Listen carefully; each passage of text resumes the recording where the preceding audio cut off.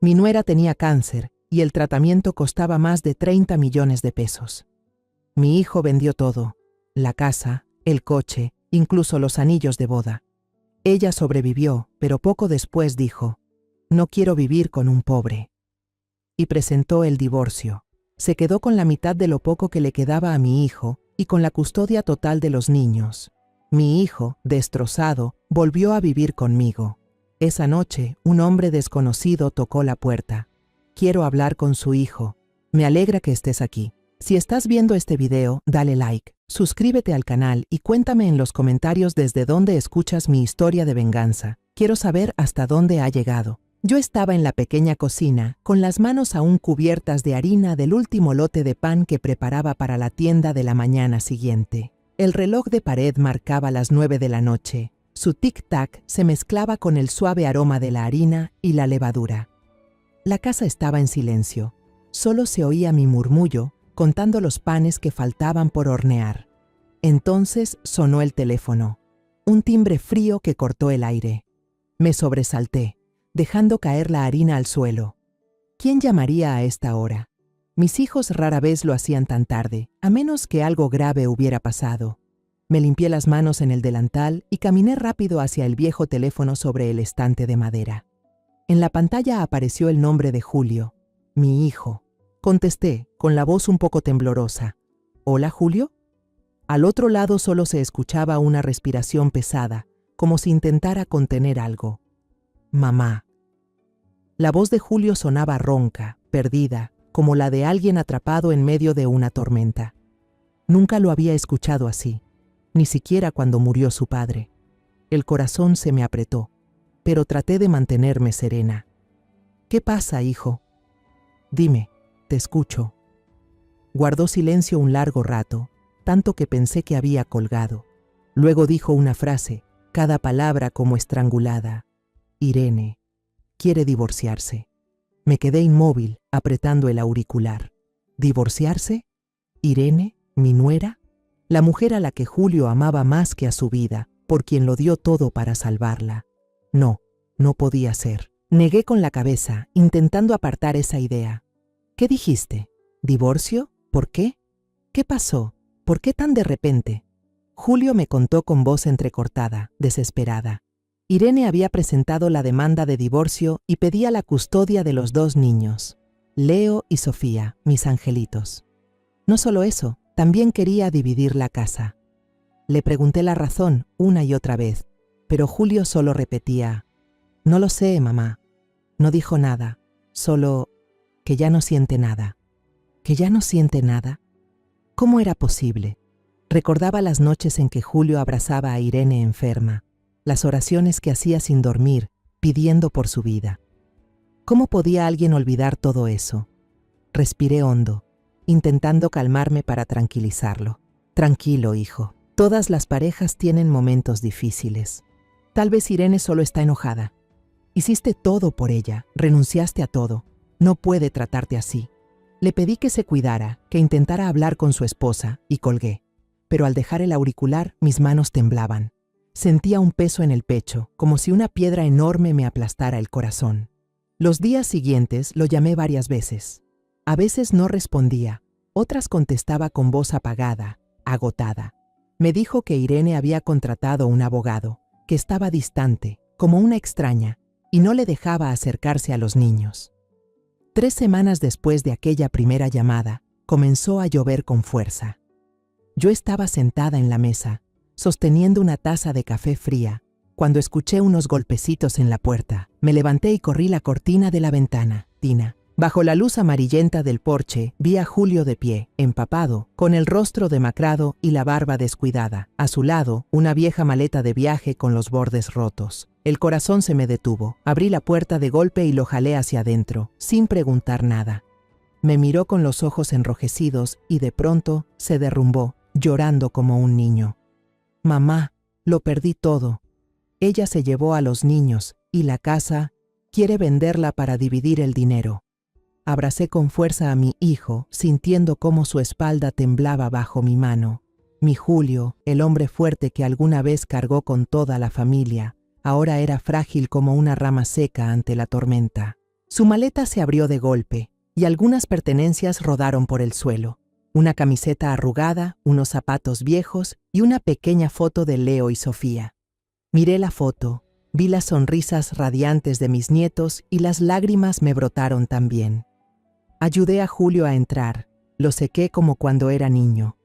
Le preparé una taza de té de jengibre caliente y lo obligué a beber sorbo a sorbo.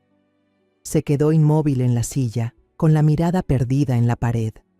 No sabía qué decirle, solo puse mi mano suavemente sobre su hombro y murmuré: «Quédate aquí conmigo, el tiempo que necesites, hijo». Pero en el fondo, sabía que esas palabras no podían aliviar su dolor. Esa noche, cuando Julio se quedó dormido en el sofá, me senté en silencio junto a la mesa del comedor, incapaz de cerrar los ojos. La casa estaba en calma. Solo se oía la lluvia golpeando el techo de lámina y la respiración pesada de mi hijo. Lo miré, el cabello desordenado cubriendo su rostro que alguna vez estuvo lleno de vida. Recordé los días en que él e Irene recién se habían casado, cómo la tomaba de la mano, el brillo en sus ojos al hablar del futuro.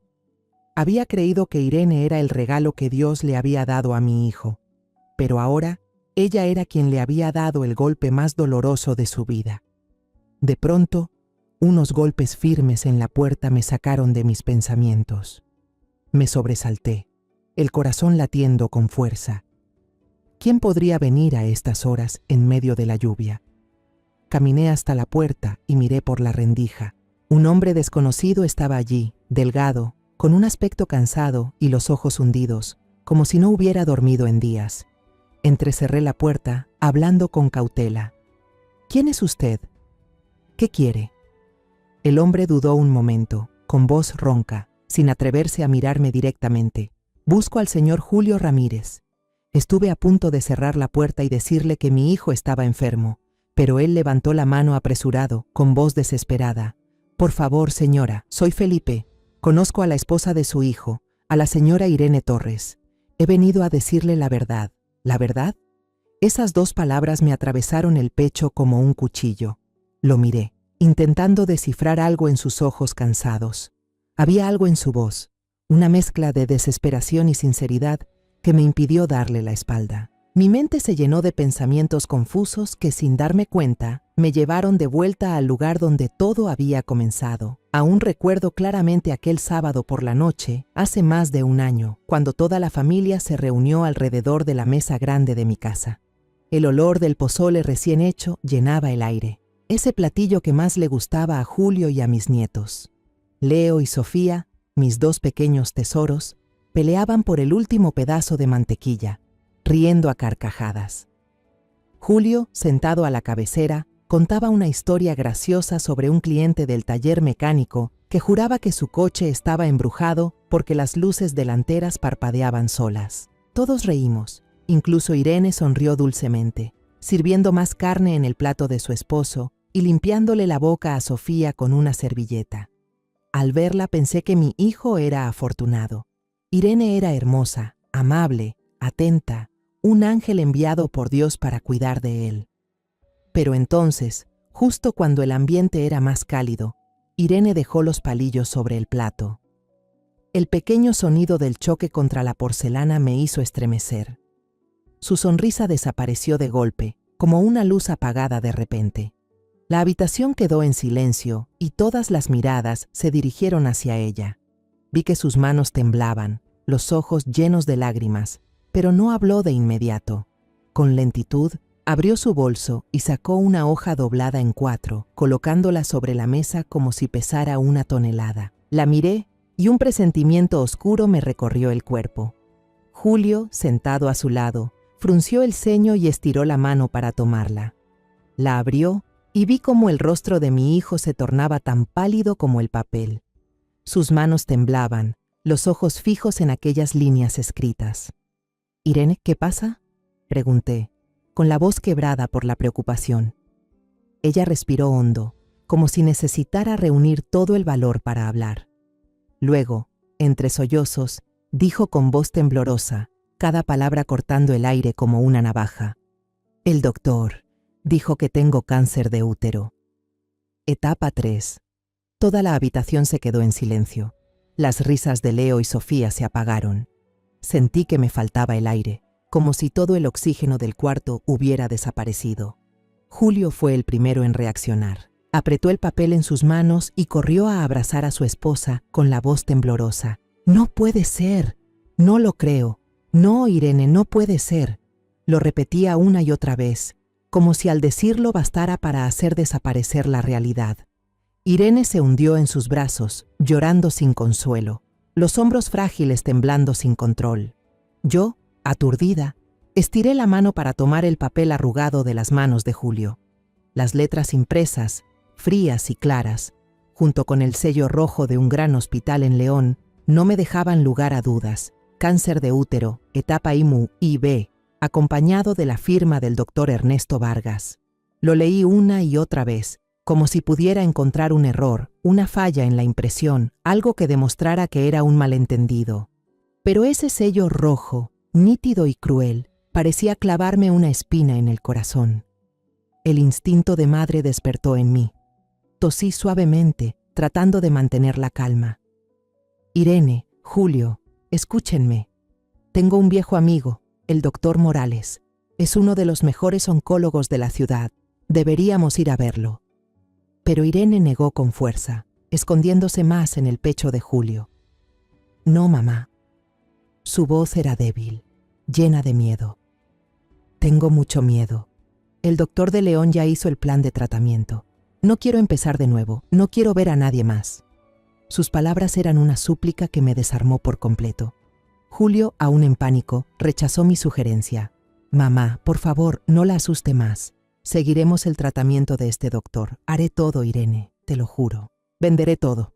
Te llevaré al mejor hospital si es necesario.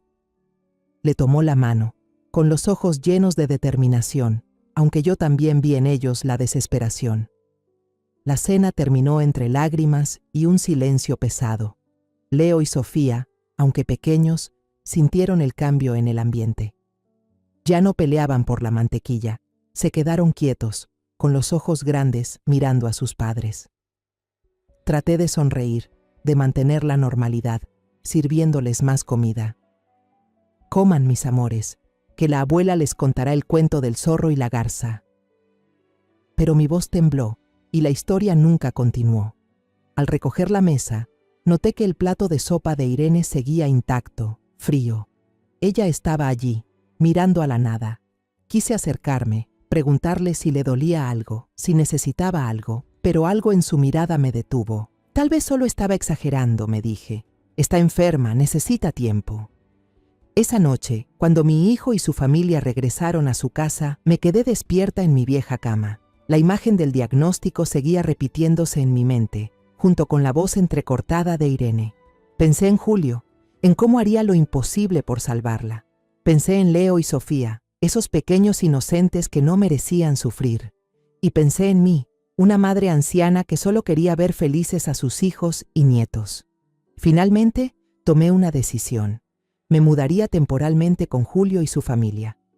Les diría que era para cuidar a los niños y ayudar en casa, pero en realidad quería estar cerca de Irene, asegurarme de que recibiera la mejor atención posible. No podía dejar sola a la familia de mi hijo en medio de esta tormenta. El día que llegué con mi maleta, la casa de Julio e Irene ya no tenía el calor de antes.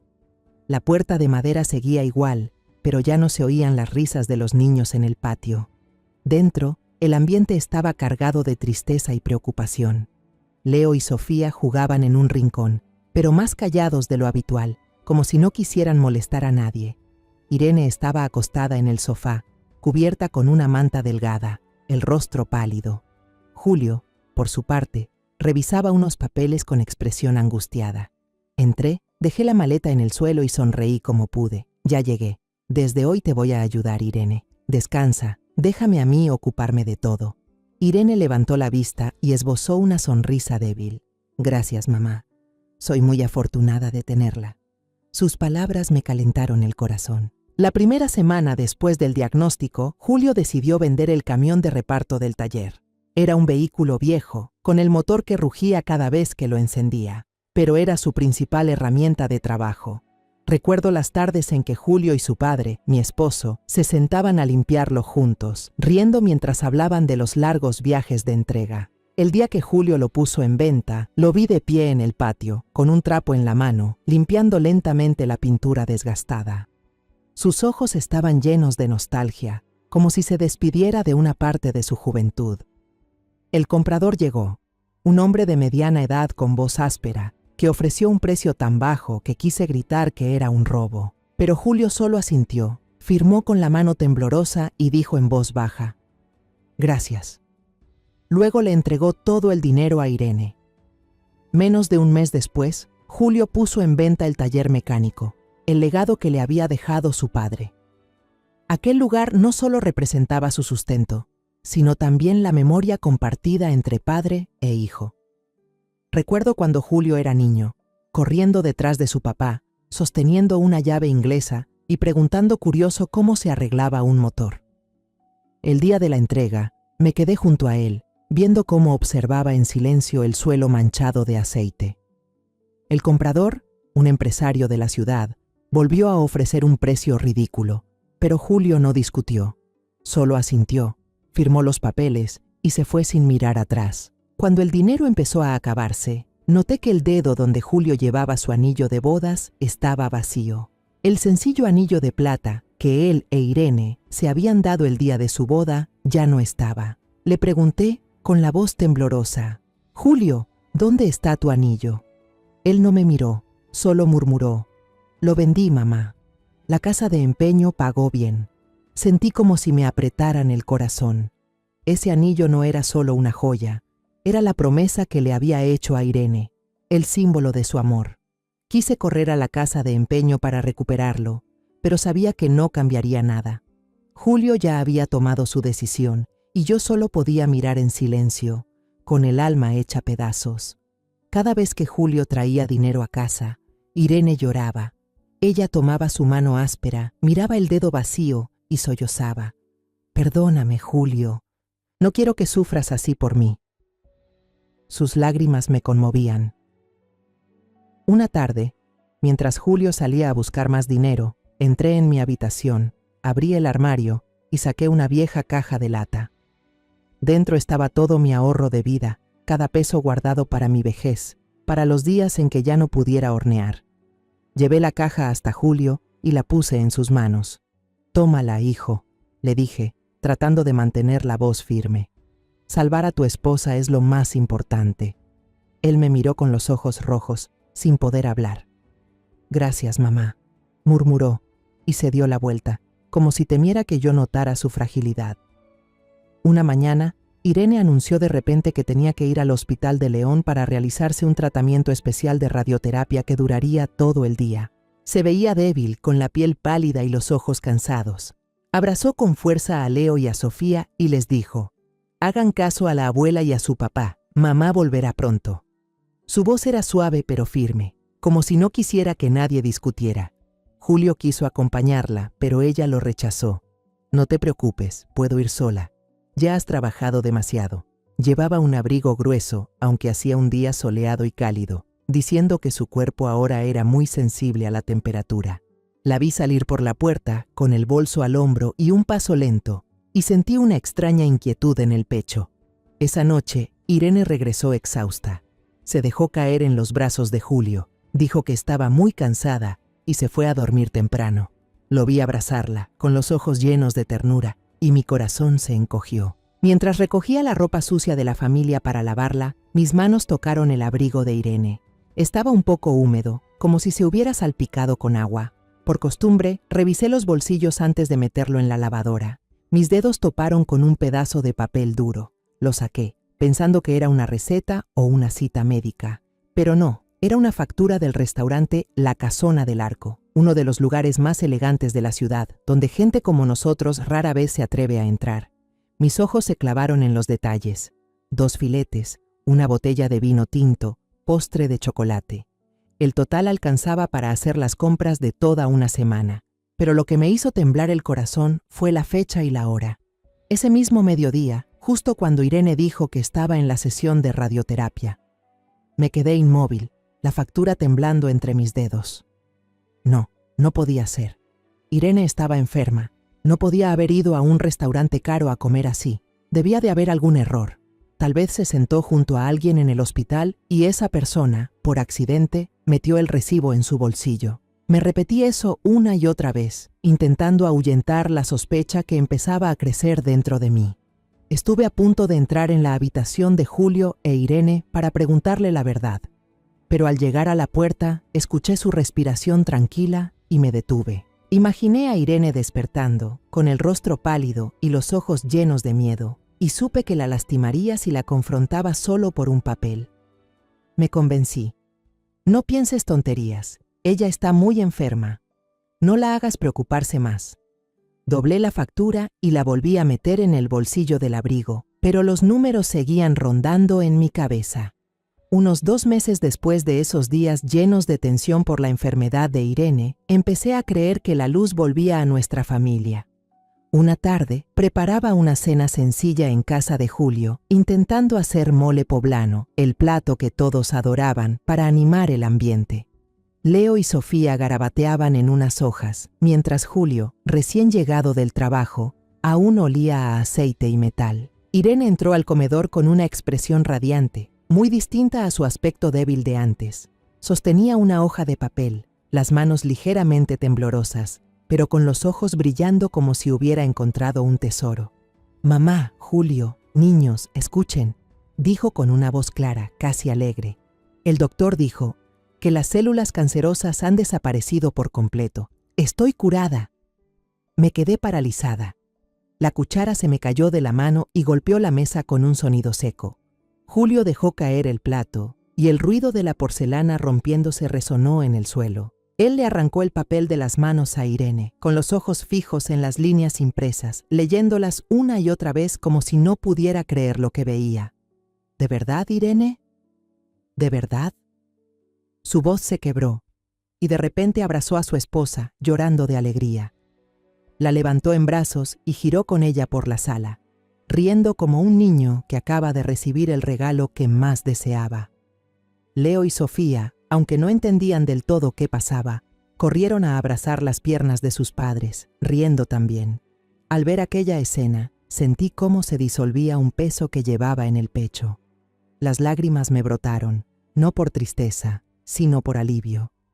Me había culpado por haber dudado de Irene, por dejar que aquella factura del restaurante me atormentara. Ella había luchado, había vencido a la enfermedad, y ahora nuestra familia podía empezar de nuevo. La abracé y le susurré: «Me diste un susto de muerte, pero gracias a Dios estás bien».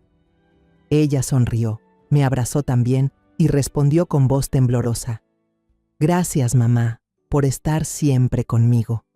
Sus palabras me llenaron el corazón, como si todas las preocupaciones pasadas se hubieran desvanecido como una pesadilla lejana. Nos sentamos todos alrededor de la mesa, y por primera vez en meses, el ambiente se llenó de risas. Julio contó viejas anécdotas, como aquella vez que arruinó el coche de un cliente porque no podía dejar de mirar a Irene cuando pasaba frente al taller. Leo y Sofía competían por contar sus historias de la escuela y mostrar sus dibujos. Los miré y, en silencio, recé para que a partir de ese momento todo fuera mejor. La crisis había pasado y decidí regresar a mi casa para devolverle a la familia de Julio su espacio. El día que tomé mi maleta para irme, Irene me tomó de la mano, con los ojos llenos de lágrimas. «Mamá, nunca olvidaré todo lo que hizo por nosotros. Es la mejor madre del mundo». Sonreí y le di una palmadita en la mano. «Con que estés sana y tu familia sea feliz, yo ya soy feliz». Al salir por la puerta, miré atrás. Desde la ventana se escapaba una luz cálida, dorada. Pensé que quizá ese era el nuevo comienzo que todos necesitábamos.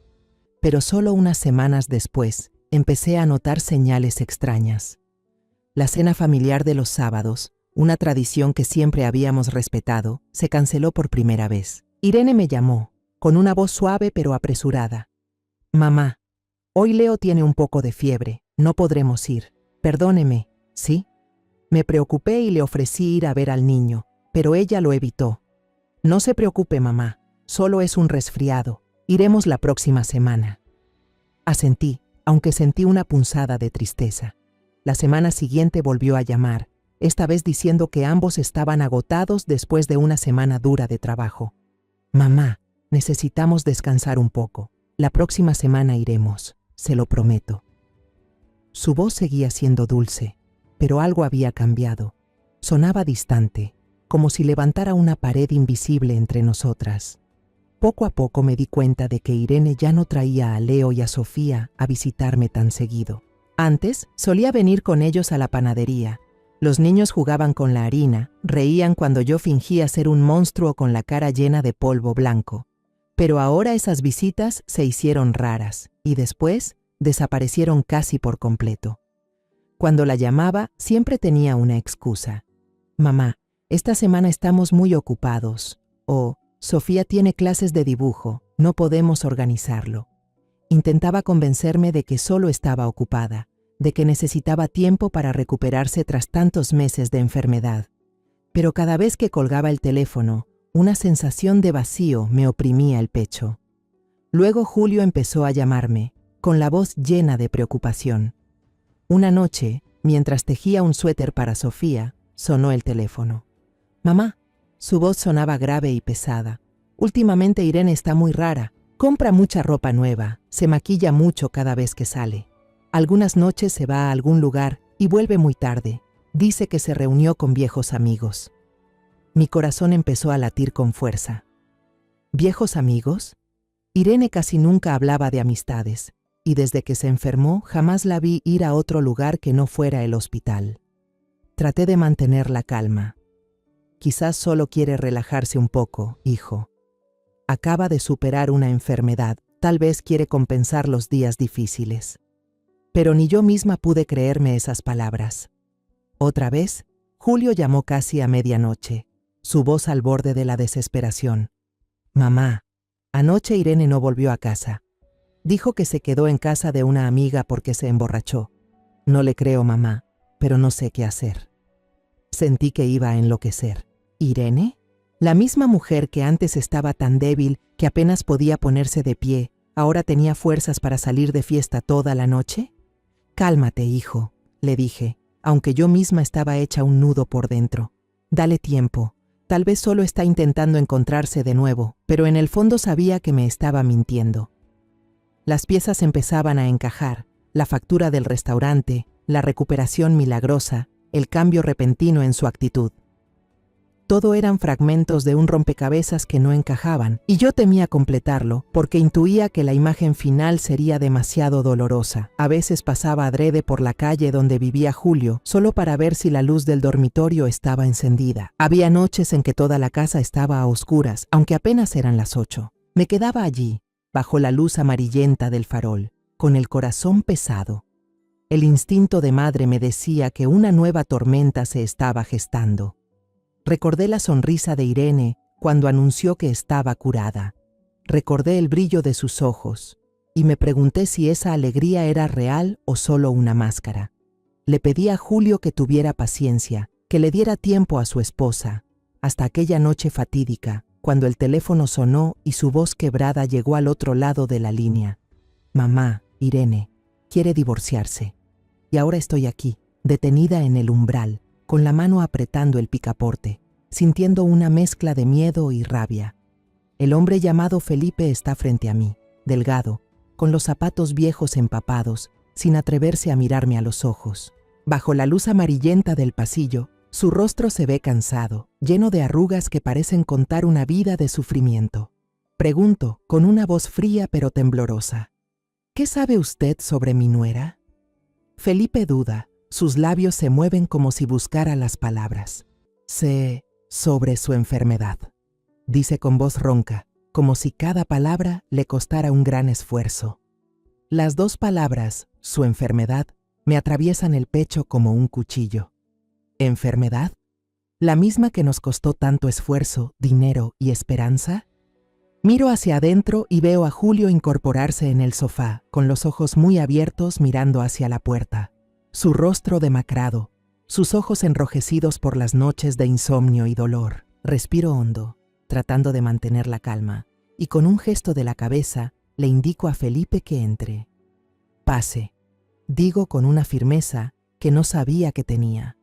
La luz amarilla de la cocina ilumina cada arruga en su rostro cansado, y esa visión solo aumenta mi inquietud. Julio se levantó de un salto, la voz ronca. «Mamá, ¿quién es?».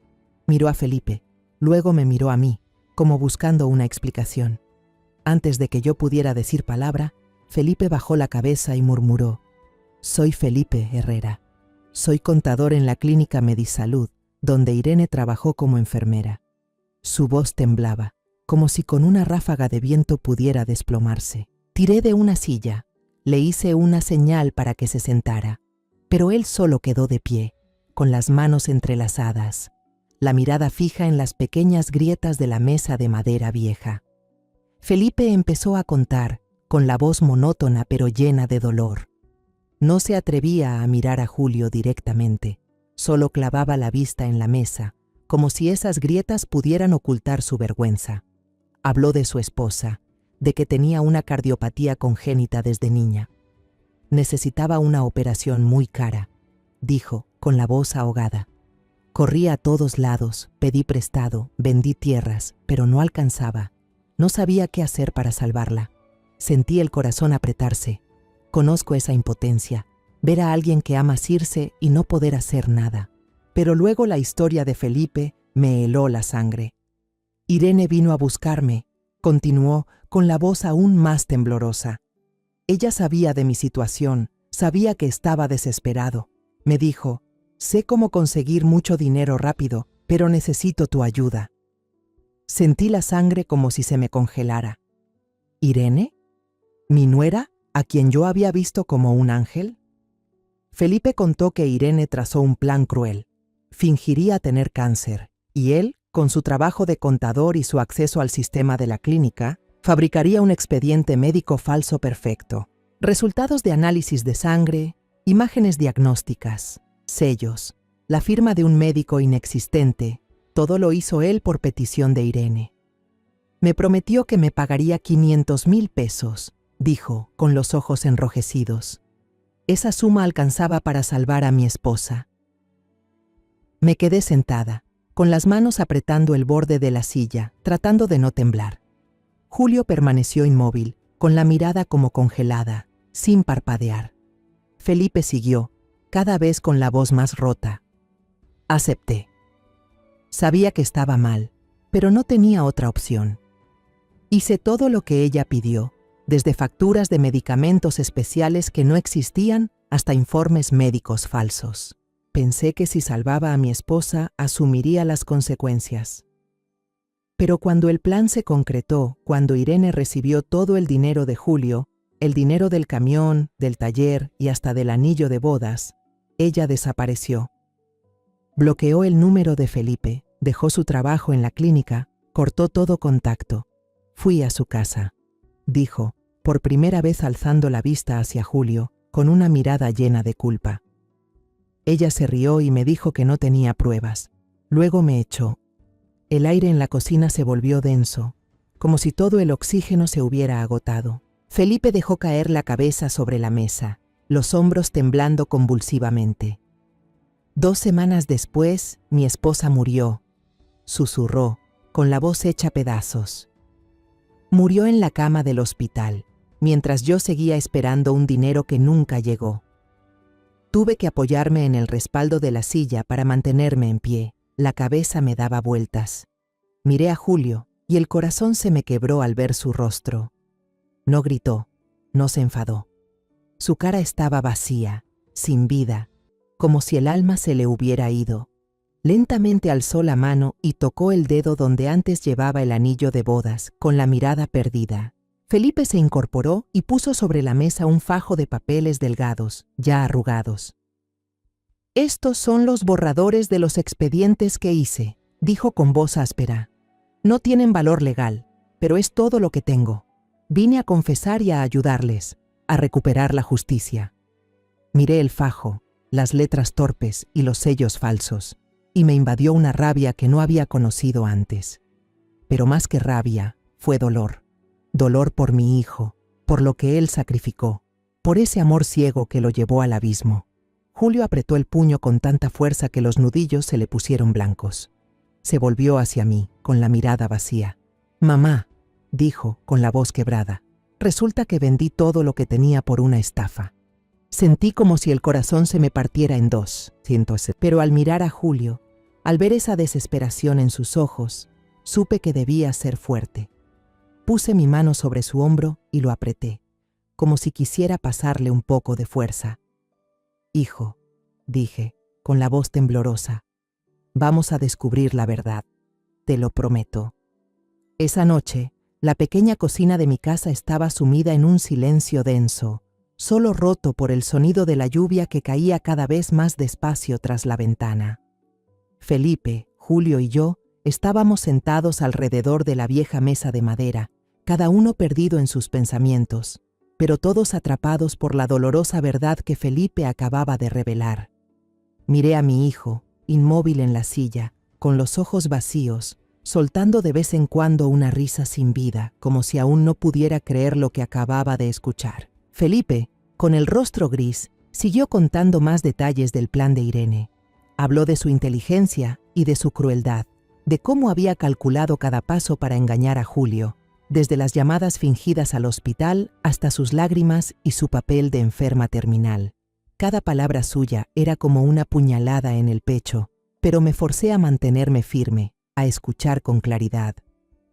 Irene sabía cómo hacer que todos le creyeran, dijo Felipe, con la voz temblorosa. Una vez me dijo que con unas lágrimas y un papel de diagnóstico podía lograr que cualquiera hiciera lo que ella quisiera. Sentí la sangre hervir en mis venas. Irene, la muchacha a la que había tratado como a una hija, la que me tomó de la mano y me agradeció por estar a su lado, era en realidad quien había tejido toda esta red de mentiras. Pero al mirar a Julio, con la cabeza baja y el rostro entre las manos, no solo sentí rabia, sino también dolor. Dolor porque mi hijo había sacrificado todo, su coche, su taller, su anillo de bodas y su corazón, solo para caer en una trampa. Cuando los primeros rayos de sol se filtraron por la ventana, tiñendo de dorado el suelo de la cocina, Felipe se levantó. Sus hombros caídos parecían cargar con el peso del mundo. «Iré a la comisaría», dijo, con voz firme pero llena de arrepentimiento. «Voy a confesarlo todo. No puedo seguir viviendo con esta culpa». Lo miré, sin saber si sentir compasión o enojo. Era parte del engaño, pero también había perdido a la mujer que amaba, igual que Julio había perdido a su familia. Asentí en silencio y me levanté para preparar café para los tres, esperando que un poco de calor nos devolviera las fuerzas. A la mañana siguiente, la comisaría estaba fría y desierta. El aire olía a papel viejo, tinta y polvo. Esperamos casi una hora en un largo pasillo, sentados en sillas de plástico duro, hasta que un joven policía, aún con sueño, accedió a atendernos. Felipe empezó a hablar, con voz serena pero tensa, como si caminara sobre una cuerda floja. Sacó un fajo de hojas, copias de los expedientes falsos que había creado para Irene. Miré a la gente, esperando ver alguna reacción, pero él solo hojeó los papeles con desgano, antes de devolvérselos con un bostezo. ¿Eso es todo?, preguntó con tono aburrido.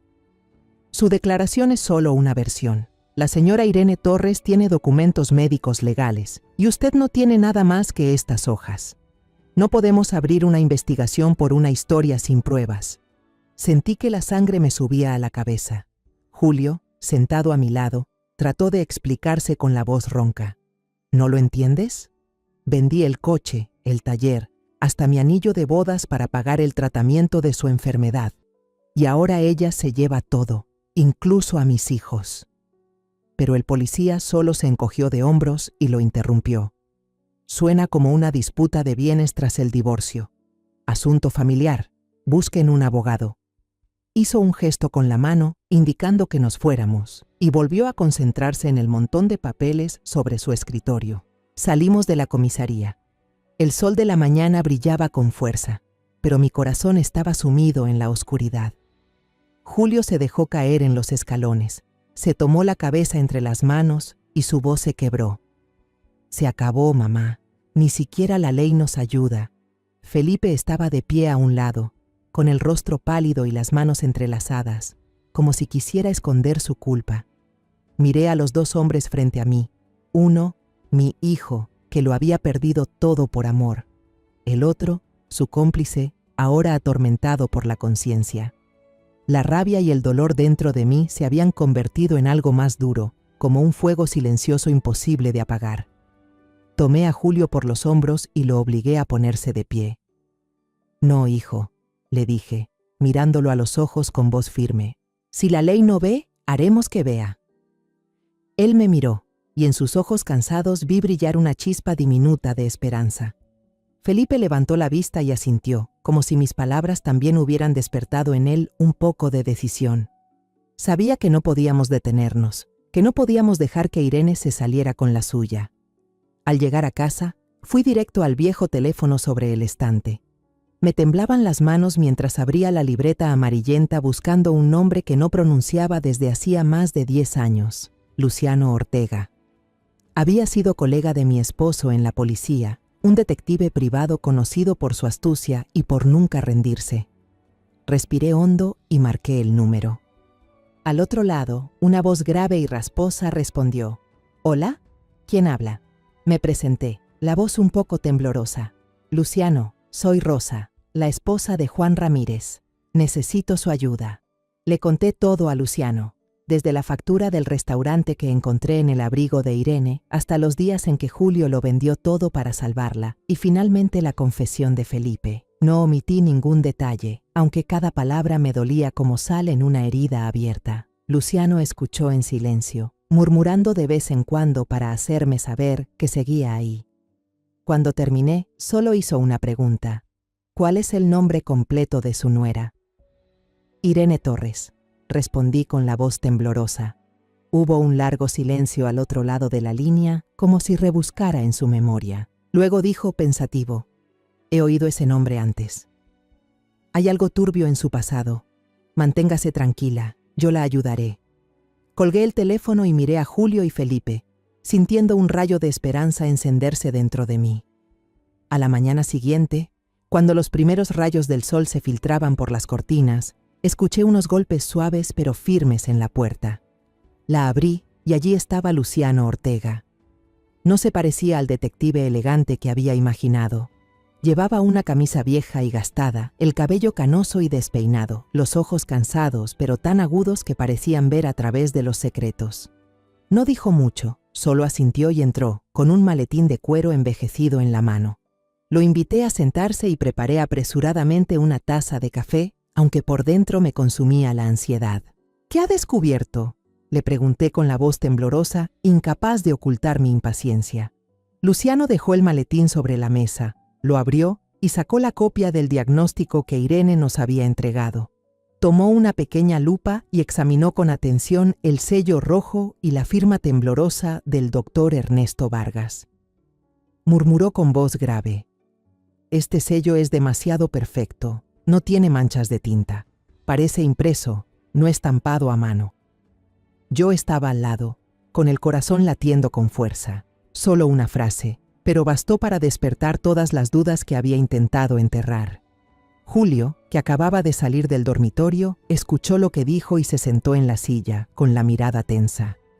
«¿Qué quiere decir con eso?», preguntó con voz ronca. Luciano no respondió de inmediato. Solo negó con la cabeza y dobló con cuidado el papel. «Denme unos días», dijo antes de marcharse, dejándonos a Julio y a mí en un ambiente sofocante, lleno de preguntas sin respuesta. 2 días después, mientras limpiaba la panadería, sonó el teléfono. La voz de Luciano, monótona al otro lado de la línea, dijo: «El Hospital General San Rafael de León, la dirección que figura en los documentos, en realidad es un terreno vacío a la espera de urbanización. Nunca ha existido». Sentí un escalofrío recorrerme la espalda y apreté con fuerza el auricular. Julio, a mi lado, se dejó caer en la silla, con el rostro pálido. Luciano continuó: «Y el doctor Ernesto Vargas, quien firma el documento, no aparece en el registro de ninguna asociación médica del país. Es un fantasma». Puse el altavoz para que Julio también escuchara, pero él solo permaneció sentado, con la mirada perdida. Luciano añadió que recordaba el nombre de Irene Torres por un caso de fraude de seguros médicos de hace algunos años. Fue un asunto menor, pasó desapercibido y se archivó cuando la víctima retiró repentinamente la denuncia. Contacté con esa persona, dijo Luciano, con voz serena pero cortante. Me contó que Irene se les presentó como enfermera y les prometió un tratamiento milagroso para la diabetes de parte de un médico secreto. Le dieron dinero, pero nunca volvieron a saber de ese tratamiento. Sentí cómo la sangre se me helaba. Irene, la nuera a la que tanto quise y cuidé, ¿tenía un pasado tan oscuro?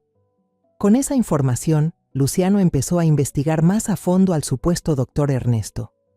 Descubrió que él solía frecuentar una casa alquilada en las afueras de la ciudad. Fui hasta allí, contó por teléfono.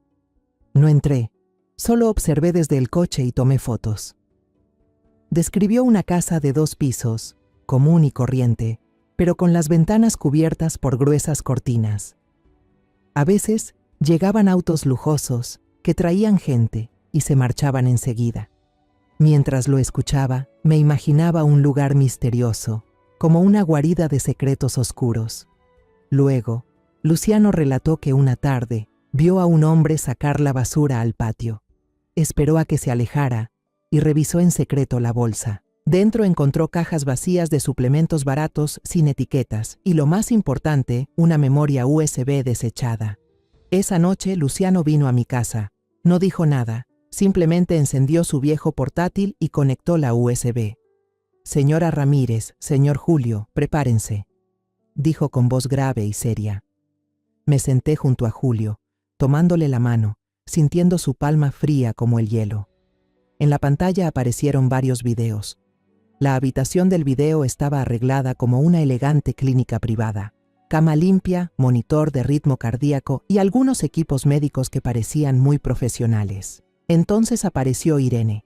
Llevaba una bata blanca, el cabello recogido, una sonrisa radiante. Bromeaba con un hombre que supusimos era Ernesto. Reían fuerte, como si compartieran una historia divertida, sin la menor preocupación.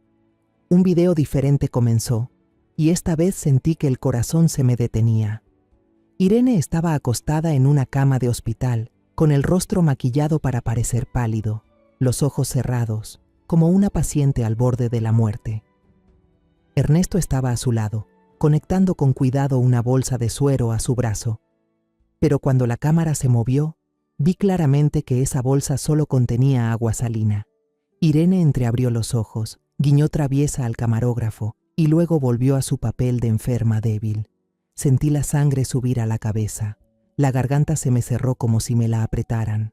Julio se levantó de golpe y volcó la pequeña mesa de al lado. El sonido de los vasos rompiéndose retumbó en el suelo. Golpeó con fuerza la pared y rugió con dolor y rabia. Ella me engañó. Engañó a mi madre, a mis hijos. Me quedé sentada, incapaz de moverme, con la mirada fija en la pantalla apagada. Luciano cerró la computadora en silencio, pero la habitación siguió sumida en un silencio pesado, solo roto por la respiración agitada de Julio. Luciano me miró directamente, con voz grave y firme. Señora Ramírez, su nuera no es una víctima. Ella es quien está detrás de todo el crimen. A la mañana siguiente, Luciano llegó temprano, con su aspecto sencillo de siempre, pero con una mirada decidida. Llevaba su viejo portátil y el fajo de papeles que Felipe le había entregado. «Vamos, señora Ramírez», dijo con voz baja pero firme. «Hoy lograremos que la policía escuche». Asentí y desperté a Julio. Él se incorporó con los ojos enrojecidos, pero asintió con determinación. Subimos al coche rumbo a la comisaría, sin decir palabra, mirando en silencio el camino, como si nos preparáramos para una batalla. En la comisaría, Luciano no nos dejó detenernos en la recepción como la vez anterior. Sacó su credencial de policía retirado y pidió hablar directamente con el jefe de investigaciones criminales. El joven empleado lo miró con desconfianza, pero tras una breve llamada nos condujeron a una pequeña sala de reuniones, con paredes blancas y apagadas, una mesa larga de madera y unas sillas duras. El jefe, Miguel Sánchez, entró con su expresión seria y mirada fría. Se sentó, cruzó los brazos y nos observó con escepticismo. «Me han dicho que tiene pruebas de una estafa, pero le advierto, si esto es solo un conflicto familiar, no tenemos tiempo». Sentí la sangre hervir. Quería responder, pero Luciano levantó la mano para pedirme calma. colocó el portátil sobre la mesa y reprodujo el video que habíamos visto la noche anterior. La sala quedó en silencio. Solo se oía el zumbido del ventilador del techo y la risa de Irene desde la pantalla, cortante como un cuchillo. Cuando el video terminó, con Irene guiñando el ojo en su papel de enferma falsa, el rostro del señor Sánchez cambió por completo. La desconfianza desapareció, sustituida por una concentración fría y aguda. Tomó el teléfono, llamó a 2 investigadores más. «Regístrenlo todo», ordenó con voz firme. Empezamos a relatar toda la historia. Conté sobre el recibo del restaurante, sobre los días en que Irene decía ir a radioterapia y regresaba con un aspecto sorprendentemente radiante. Julio, con voz ronca, habló de cómo vendió el coche, el taller y hasta el anillo de bodas, y de las grandes sumas de dinero que le había entregado a Irene sin dudar. Felipe, con la mirada llena de culpa, confesó su participación en el fraude. Cómo falsificó los informes médicos y las veces que se reunió con Irene para planearlo. Cuando el investigador le informó que sería detenido para colaborar con la investigación, Felipe solo asintió con voz tranquila. «No voy a huir. Perdí a mi esposa, no voy a perder también mi conciencia».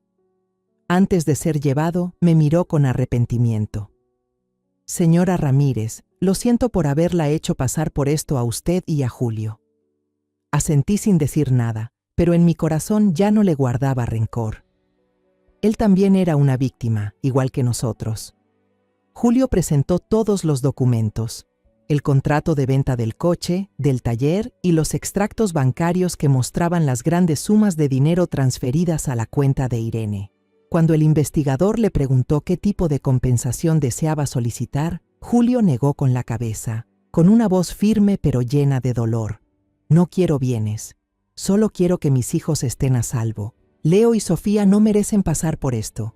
Al escucharlo, sentí como si algo me oprimiera el pecho. Tomé su mano bajo la mesa, apretándola con fuerza, como queriendo decirle que no lo dejaría solo. Con las pruebas del video, el testimonio de Felipe y los documentos de Julio, el señor Sánchez no dudó. Firmó la orden de cateo urgente para la casa que Luciano llamaba el Hospital Fantasma, junto con las órdenes de arresto para Irene Torres, Ernesto Vargas y los cómplices que aparecían en el video. Lo observé escribir cada palabra, y una mezcla de alivio y tensión me recorrió el cuerpo. Finalmente, la justicia comenzaba a moverse. Los investigadores se activaron de inmediato. Las radios crepitaban por los pasillos con órdenes cortas y precisas. Se reunió un equipo especial y los vi revisando sus armas, ajustándose los chalecos antibalas y preparándose para salir. El ambiente en la comisaría se volvió tenso, como antes de una gran batalla. Terminamos los trámites y salimos de la comisaría cuando ya caía la noche. Me sentía exhausta, pero al mismo tiempo, una extraña sensación de alivio se abría paso dentro de mí. Por primera vez en muchos meses, sentía que ya no estábamos solos. En ese momento, varias patrullas encendieron las sirenas al unísono. Las luces azules y rojas parpadeaban mientras los autos salían disparados del portón y se perdían entre el tráfico. Me quedé en las escaleras, tomando la mano de Julio, observando la caravana hasta que desapareció. El sonido de las sirenas se fue desvaneciendo, pero para mí era el sonido de la justicia, un sonido por el que habíamos pagado un precio demasiado alto para poder escucharlo. Esa noche, Julio y yo no pudimos dormir. Nos quedamos en la pequeña cocina, bajo la luz amarillenta que iluminaba las viejas paredes, como si nos recordara todo el dolor que habíamos soportado. Julio sostenía con fuerza la foto de Leo y Sofía. Su mirada estaba perdida, como buscando un rayo de luz en medio de la oscuridad. Preparé té de jengibre, pero ninguno de los dos lo tocó. Solo permanecimos allí, en silencio, esperando alguna noticia de Luciano. Cerca de la medianoche, el teléfono sonó rompiendo la opresiva quietud. La voz de Luciano fue breve, pero firme. Los atrapamos a todos. Estaban celebrando un nuevo golpe. Contó que el equipo había irrumpido en el Hospital Fantasma al amanecer.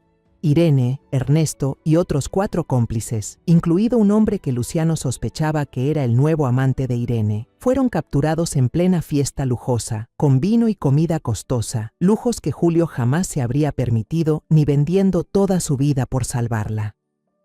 No tuvieron tiempo de reaccionar, dijo Luciano con frialdad.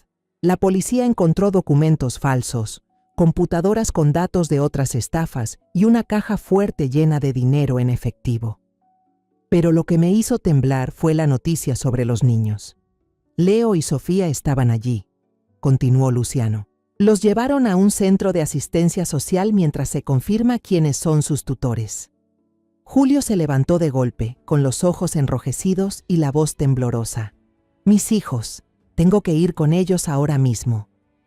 Le tomé la mano, tratando de calmarlo, aunque yo también estaba hecha un nudo por dentro. Corrimos al coche y manejamos hacia el centro de asistencia en plena noche. Las horas que pasamos esperando allí parecían eternas.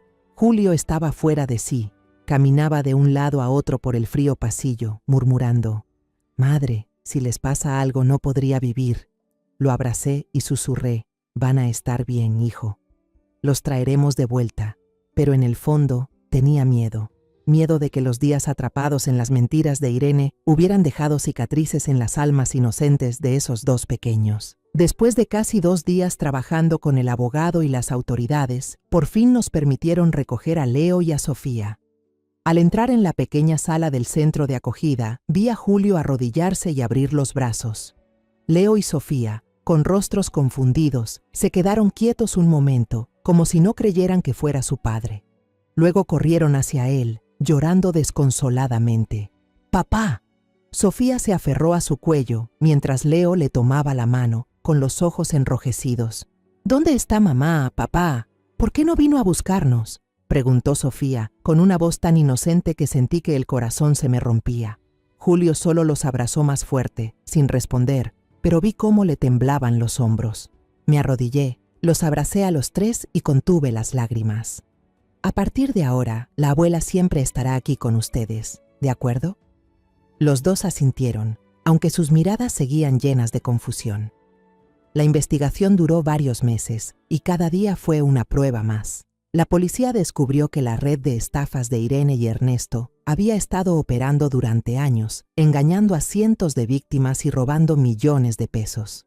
Irene no solo era cómplice, sino la encargada de buscar y acercarse a las presas, usando su apariencia dulce y su papel de enfermera para ganarse su confianza. Cada nuevo detalle que salía a la luz era como otra puñalada en el corazón. Yo la había querido, la había tratado como a una hija, me había quedado despierta por las noches cocinándole sopa. Y todo había sido una obra de teatro perfectamente planeada. El día del juicio, Julio y yo llegamos temprano. El tribunal estaba en el centro de la ciudad, un edificio antiguo con pasillos largos y olor a madera húmeda. Le tomé la mano a Julio y sentí su piel helada. Nos sentamos en la primera fila, frente al estrado del juez. Cuando Irene entró, casi no la reconocí. Llevaba el uniforme gris de prisionera. Su cabello largo y brillante ahora estaba cortado al ras. Su rostro pálido, no por enfermedad, sino por el miedo evidente en su mirada. Cuando sus ojos se cruzaron con los nuestros, los apartó de inmediato, incapaz de sostenerlos. Yo la miré, con el alma vacía, sin rabia, sin alivio, solo con una sensación de pérdida imposible de describir. El fiscal presentó las pruebas: el video del USB, el testimonio de Felipe, otros testimonios de víctimas engañadas por Irene y los registros financieros que mostraban cómo el dinero de la cuenta de Julio había terminado en manos de Irene y Ernesto. Llamaron a Felipe como testigo. Se puso de pie frente al tribunal, con su cuerpo delgado, pero una voz firme y clara. Contó todo: cómo Irene se le acercó, prometiéndole dinero para salvar a su esposa, y cómo él falsificó documentos. No se excusó, solo inclinó la cabeza. Yo sé que estuve mal. Solo quería salvar a mi esposa, pero terminé haciendo sufrir a mucha gente. Al verlo, ya no sentí ira, solo compasión. Había pagado con la pérdida más grande de su vida. Julio también fue llamado al estrado. Se mantuvo erguido, sin mirar a Irene ni una sola vez. Su voz era tan serena que daba miedo mientras relataba los días en que vendió todo: el coche, el taller, el anillo de bodas, para salvar a la mujer que amaba. Habló de las noches en vela, del dolor de perder a sus hijos, de la desesperación al descubrir que todo había sido una mentira. «Yo no quiero nada, solo que mis hijos estén a salvo», dijo con la voz quebrada. Yo, sentada abajo, dejé que las lágrimas cayeran en silencio. Mi hijo, el que una vez sonreía como el sol, ahora estaba allí, como la sombra de quien fue. Finalmente, el juez dictó sentencia.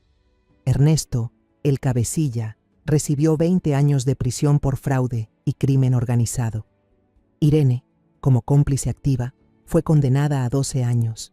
Los demás implicados recibieron entre 5 y 8 años. Felipe, por su cooperación y confesión sincera, solo recibió 2 años, una condena considerablemente reducida. Al oír el veredicto, Irene se derrumbó, gritó, maldijo, se resistió mientras los guardias la sacaban del tribunal.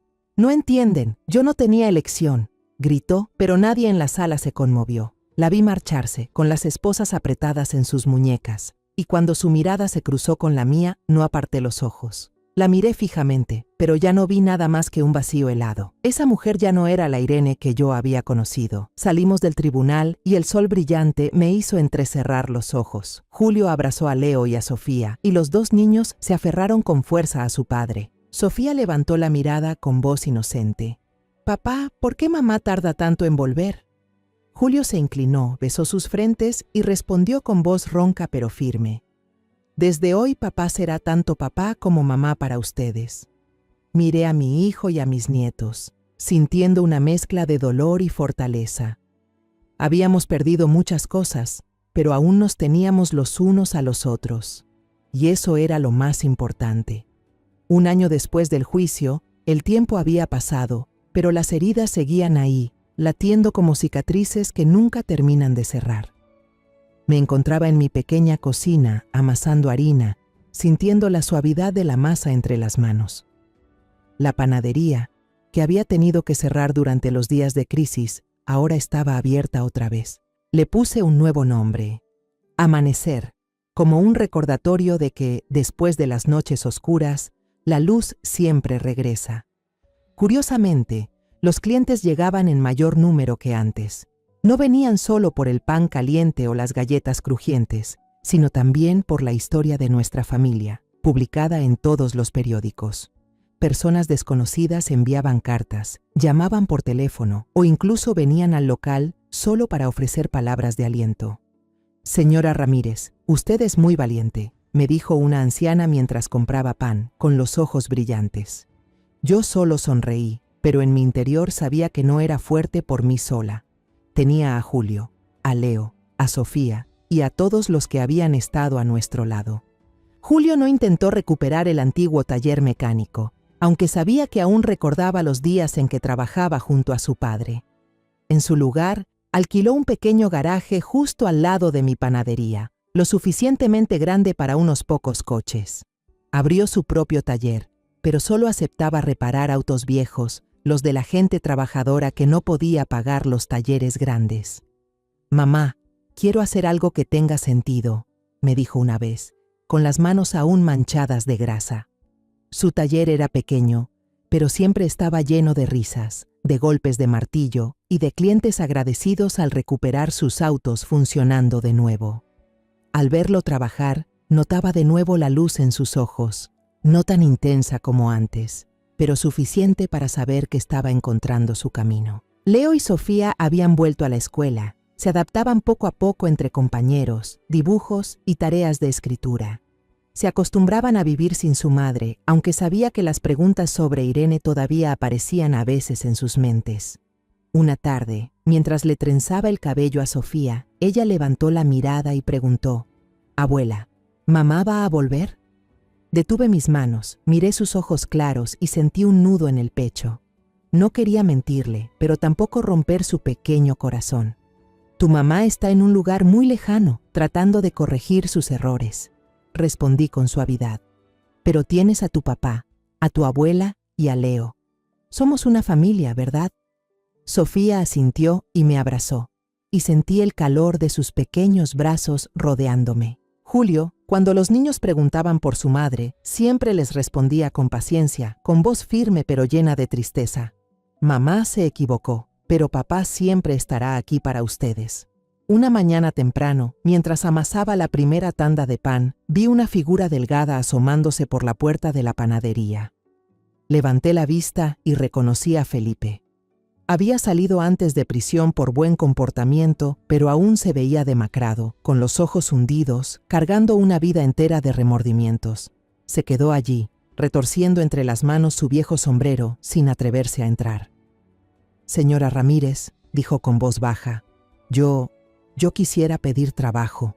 Puedo repartir pan, limpiar, hacer lo que sea necesario».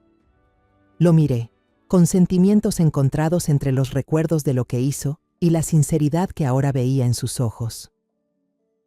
Antes de que pudiera responder, Julio cruzó desde el taller, con las manos todavía manchadas de grasa. Miró a Felipe, luego a mí, y aunque dudó un instante, finalmente asintió sin decir palabra y volvió a su taller. Entendí su gesto. «Está bien, señor Felipe», le dije. «A partir de mañana, puede encargarse de repartir el pan de la tienda». Desde ese día, Felipe se convirtió en el repartidor de pan de Amanecer. Trabajaba con esmero, en silencio, siempre puntual y sin quejarse jamás. A veces, cuando el horno se descomponía o el coche de algún cliente tenía problemas, se unía a Julio para arreglarlo. Yo, desde la cocina, los observaba por la ventana. 2 hombres, uno que perdió a su esposa por una traición, otro que la perdió por su propia cobardía, limpiando juntos una vieja bujía. No hablaban mucho, solo intercambiaban algunas palabras sobre el trabajo, pero entre ellos se sentía una comprensión extraña. Ambos habían sufrido pérdidas, ambos habían sido arrastrados por la tormenta llamada Irene, y ahora estaban aprendiendo a amar de nuevo. No el amor romántico, sino el amor por lo que hacen, por la vida y por la responsabilidad.